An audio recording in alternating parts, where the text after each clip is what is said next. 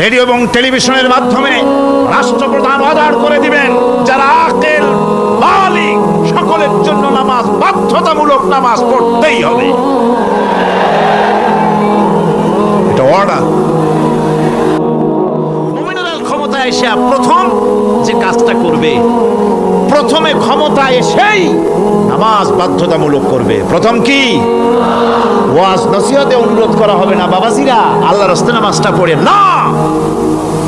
Radio এবং টেলিভিশনের মাধ্যমে রাষ্ট্রপ্রধান অর্ডার করে দিবেন যারা আকেল বালিগ সকলের জন্য নামাজ বাধ্যতামূলক, নামাজ পড়তেই হবে। এটা অর্ডার। প্রিয় ভাই সব, মানুষের হায়াত মওতের কোনো স্থিরতা নাই।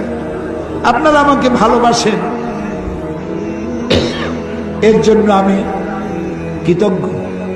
আমি আপনাদের কাছে দোয়া চাই, যেদিন আপনাদের কানে যেদিন খবর আসবে সাইদি নাই, একদিন ইতিহাস থেকে আমিও হারায় যাব। কিয়ামতের দিন আল্লাহ যেন আমাকে মাফ করে দেন। আমি কিচ্ছু চাই না আল্লাহর কাছে। আল্লাহ যদি বলেন কিয়ামতে তোরে মাফ করে দিলাম, এর থেকে বড় পাওনা আমার নাই। আল্লাহ ষড়যন্ত্রকারীদের সব ষড়যন্ত্র থেকে তোমার গোলামদেরকে তুমি হেফাজত করো, তোমার কুদরতের চাদরটা দিয়ে হেফাজত করো। আল্লাহুম্মা লা তারুদ্দানা খায়িবিন, আল্লাহুম্মা লা তারুদ্দানা খায়িবিন। আল্লাহ যা বলতে পারলাম না তা তুমি নিশ্চয়ই বোঝো। আল্লাহ একেবারে খালি হাতে ফেরত দিও না।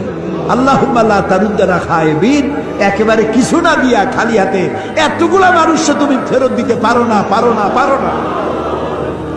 তুমি গফুর, গফফার, ওদুদ, সাত্তার।